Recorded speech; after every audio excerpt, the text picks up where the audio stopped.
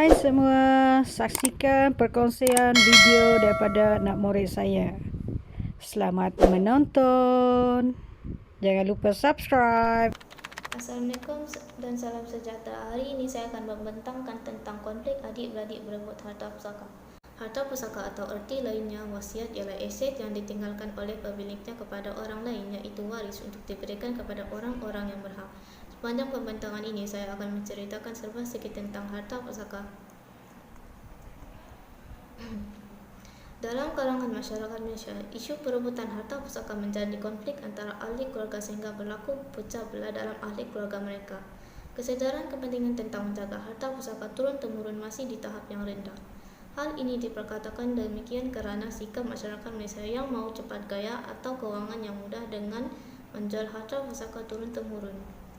Topik pertama yang saya akan bincangkan ialah kenapa masyarakat suka berebut harta pusaka. Hal ini seringkali berlaku kerana sifat tamak manusia yang menginginkan kekayaan dan wujudnya kesalahfahaman mengenai fungsi wasiat. Selain itu, terdapat juga sesetengah pihak yang merasakan pembahagian harta yang tidak adil berlaku. Hal ini berlaku sama ada disifatkan dengki ataupun kurang pengetahuan terhadap pengurusan harta. Seterusnya, saya akan membincangkan tentang cara-cara menjaga harta pusaka. Pertama sekali, kita haruslah menjaga harta pusaka dengan baik. Kita perlu menguruskan harta pusaka itu dengan bijak ataupun bertanyakan dengan orang lain sekiranya kita berasa kurang jelas tentang hal-hal yang tertentu. Kita juga haruslah menjalani proses-proses yang telah ditetapkan oleh pihak mahkamah. Hari ini saya akan menjelaskan tentang serba sikit kenapa kita perlu menjaga harta pusaka. Pertama sekali, kita perlu menjaga harta pusaka kerana kita telah diberikan amanah dan tanggungjawab yang perlu dijaga sebagai tanda hormat tinggalan turun-temurun. Maksudnya, apakah yang perlu dilakukan untuk menjaga harta pusaka? Kita haruslah menjaga harta pusaka yang telah diamanatkan dengan baik. Kita juga perlu mengikut hukum faraid yang telah ditetapkan bagi orang Islam. Seterusnya, kita haruslah menjaga dan memastikan segala hutang yang ditinggalkan dapat dilunaskan.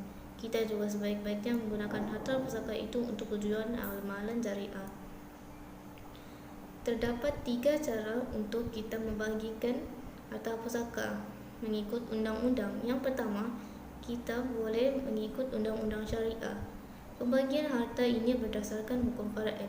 Harta yang didapati oleh waris adalah baki harta setelah pengurusan jenazah atau hutang sama ada dalam bentuk agama atau hutang kepada manusia. Kita juga boleh menggunakan undang-undang anak negeri. Pembagian ini adalah berdasarkan hukum syarak bagi orang Islam, manakala pembagian mengikut Akta 300 bagi orang bukan Islam. Mengikut undang-undang sivil, pemerhatian dilakukan sama ada si mati ada meninggalkan wasiat dan apakah nilai dan bentuk harta. Hal ini merangkumi syarat-syarat undang-undang Islam yang perlu disahkan di mahkamah syariah. Kita boleh menjana harta pusaka supaya bertambah dan memberi manfaat kepada ahli keluarga dengan memilih waris yang tepat yang dapat menguruskan peninggalan keluarga itu secara temurun-temurun. Kita juga seharusnya menggunakan harta itu ke arah kebaikan. Sebagai contoh, kita boleh membina sebuah masjid yang dapat digunakan oleh generasi yang akan datang pada bila-bila masa. Kita semua hendaklah menjelaskan dengan generasi muda tentang betapa pentingnya harta pusaka yang perlu dipeliharahi. Kita juga seharusnya dapat menjadi contoh yang baik kepada mereka demi mewujudkan kesefahaman dan kegunaan harta yang sepatutnya bagi harta pusaka yang perlu diwarisi oleh mereka. Ketua keluarga adalah orang yang paling berhak untuk menguruskan harta pusaka dalam sesebuah keluarga. Berikut merupakan langkah-langkah untuk menguruskan harta pusaka. Yang pertama sekali, waris akan menerima surat kuasa mentadbir untuk memilih seseorang sebagai kuasa mentadbir. Seterusnya, waris perlu menyimak dan menyenaraikan senarai harta bersama-sama pentadbir. Selepas semua maklumat dikumpul, semua waris perlu dikenal pasti. Kita juga perlu melakukan prosedur di mahkamah untuk menentukan cara pembagian harta sama ada pembagian secara rata, faraid atau sepakat. Akhir sekali, waris haruslah melunaskan segala hutang yang ditinggalkan. Saya merasakan isu perebutan harta tidak sepatutnya berlaku, terutamanya dalam ahli keluarga. Kita perlulah menghormati pilihan arwah kerana beliau telah menentukan pewarisnya. Kita seharusnya berfikiran dengan rasional sebelum membuat sesuatu keputusan agar tidak wujudnya kesalahfahaman yang dapat melukakan hati sesetengah pihak.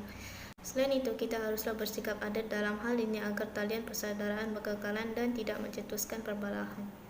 Terima kasih menonton. Jangan lupa subscribe, like, and share. Nantikan video seterusnya.